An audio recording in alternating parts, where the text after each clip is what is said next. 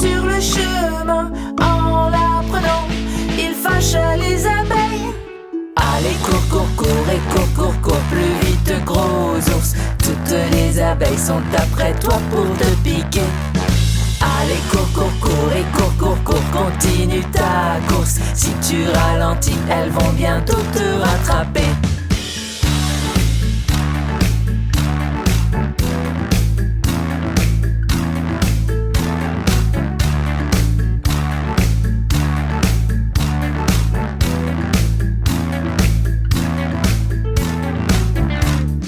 Allons, gros ours, rends la ruche aux abeilles, où tu devras endurer leurs piqûres. Si tu t'entêtes à leur voler leur miel, bientôt leurs dards piqueront ta fourrure. Allez, cours, cours, cours et cours, cours, cours plus vite, gros ours. Toutes les abeilles sont après toi pour te piquer. Allez, cours, cours, cours et cours, cours, cours, continue ta course. Si tu ralentis, elles vont bientôt te rattraper.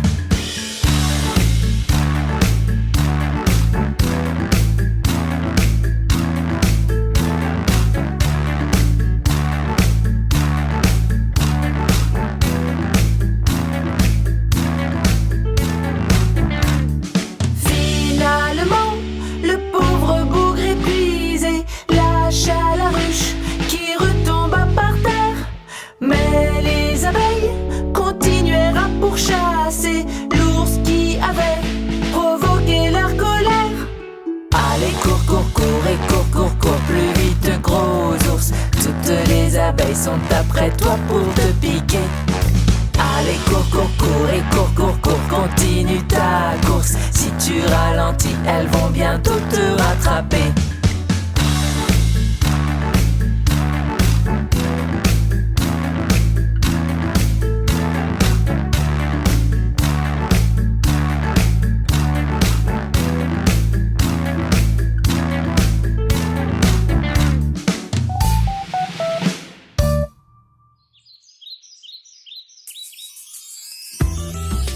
Une petite cigale passait tout le temps de l'été à jouer de la musique et à se reposer. La, c'est l'été, je dois bien en profiter. Là, je n'ai pas le temps d'aller travailler. Des petites fourmis passèrent sur le chemin. Elles faisaient des provisions pour l'hiver prochain.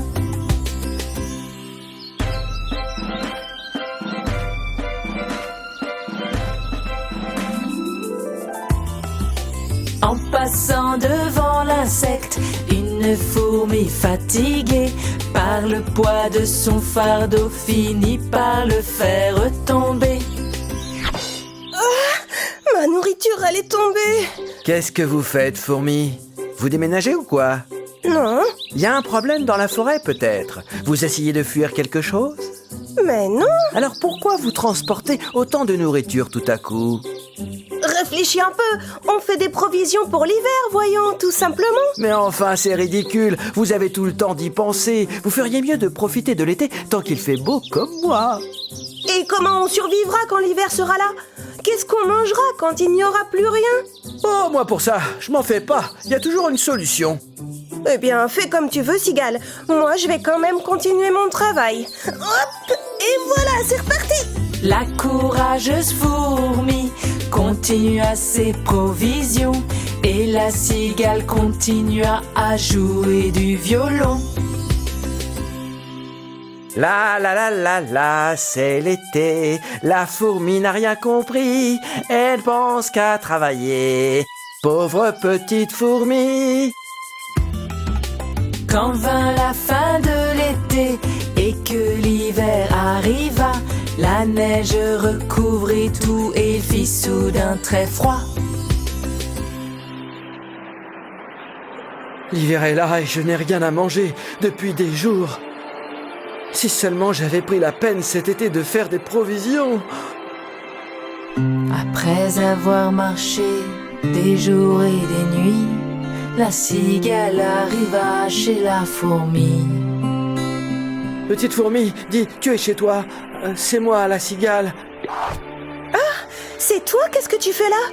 Qu'est-ce qui t'arrive, cigale? Eh bien, je n'ai pas voulu t'écouter. Je me suis amusé tout l'été. Et maintenant que l'hiver est là, j'ai faim. Tu aurais quelque chose à manger? Bien sûr, j'ai tout ce qu'il faut. Entre, ne reste pas là. Viens te réchauffer. Après avoir invité la cigale dans son terrier, la fourmi lui apporta de bonnes choses à manger. La cigale ne manqua pas de retenir la leçon et décida de travailler en toute saison. L'été prochain, je ne passerai pas mon temps à m'amuser. Je ferai aussi des provisions. Tu as bien raison, chère cigale.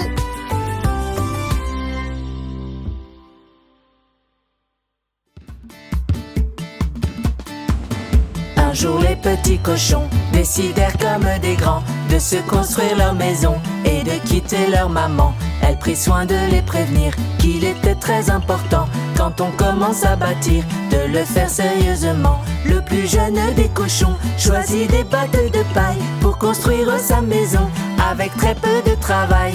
Regardez, ma maison est déjà terminée. Je vois, mais elle n'a pas l'air très solide. Si le loup vient, il risque de te la détruire. Mais non, elle tiendra. Ne t'inquiète pas. Le deuxième ramassa des branches rapidement pour se faire avec du bois une cabane en peu de temps.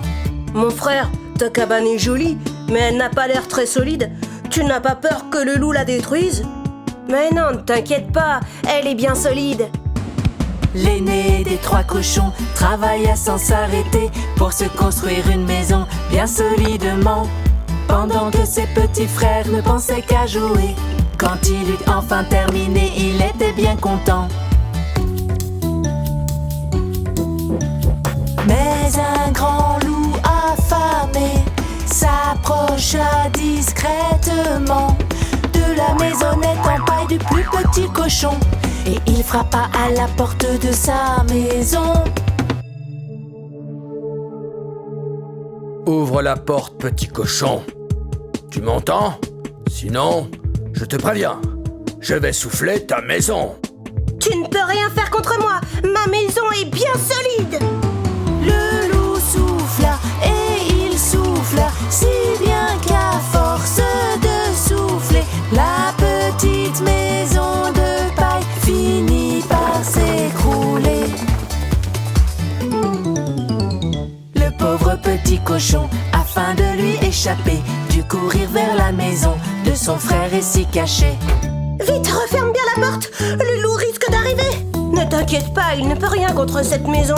Mais les deux petits cochons entendirent frapper à la porte de la maison le grand loup affamé.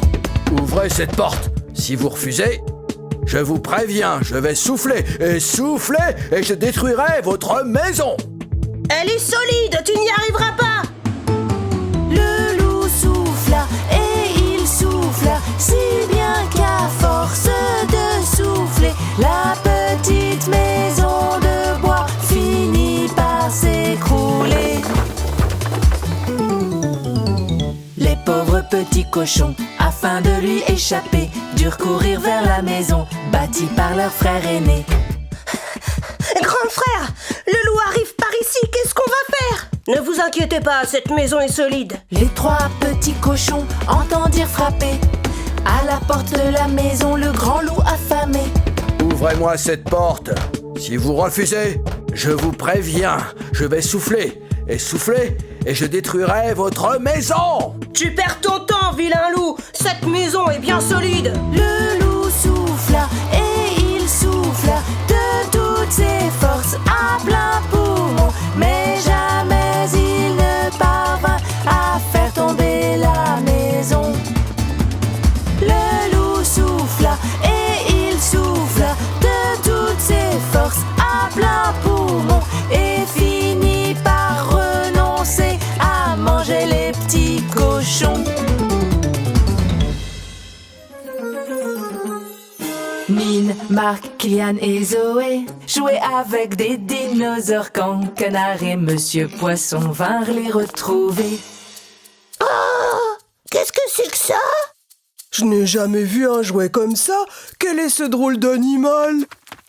Marc, en entendant cela, alla vite chercher un livre dans lequel il pourrait se renseigner. Il y a des millions d'années, dans une très ancienne ère, il y avait des dinosaures qui vivaient sur notre terre. Certains marchaient sur la terre, d'autres nageaient dans la mer. Il y en avait aussi qui volaient dans les airs. Regarde ses dents à celui-ci, elles sont bien pointues. Lui c'est le T-Rex, oui c'est le T-Rex. Des dinosaures il est le roi, il a une longue queue qui descend. Tout le monde s'enfuit devant lui dès qu'il montre ses grandes dents. Ah, il me fait peur. Hé, regarde celui-là, il ressemble à un rhinocéros. Lui c'est le Tricératops, oui c'est un Tricératops. Il ne mange que des feuilles et ressemble à un rhino. Il a 2 cornes sur la tête et une sur le museau. Petit canard, tu as vu celui qui vole dans le ciel? Ah oui, un dinosaure volant. Et voici le ptérosaure, oui ça c'est un ptérosaure. Il a une tête allongée, mais aussi de grandes ailes. Comme une sorte de dragon, il vole haut dans le ciel. Il a de plus grandes ailes que moi, je ne peux pas le rattraper. Il y a des millions d'années, dans une très ancienne ère, il y avait des dinosaures qui vivaient sur notre terre. Certains marchaient sur la terre, d'autres nageaient dans la mer. Il y en avait aussi qui volaient dans les airs. Regardez, vous voyez derrière moi, ce dinosaure est vraiment gigantesque. Et voici l'apatosaure, oui voici l'apatosaure, le plus grand des dinosaures. Avec son cou de girafe, il peut manger même les feuilles qui sont très haut dans les arbres. Bon appétit, gentil apatosaure. Oh, là-bas, il y en a un qui a des écailles sur le dos. On l'appelle le stégosaure, oui lui c'est le stégosaure. Des écailles sur le dos, sur la queue des épines pointues. Avec son corps de géant, il avance comme une tortue. C'est sûr qu'il marche aussi lentement qu'une tortue. Je me demande s'il y en a qui peuvent aller très vite.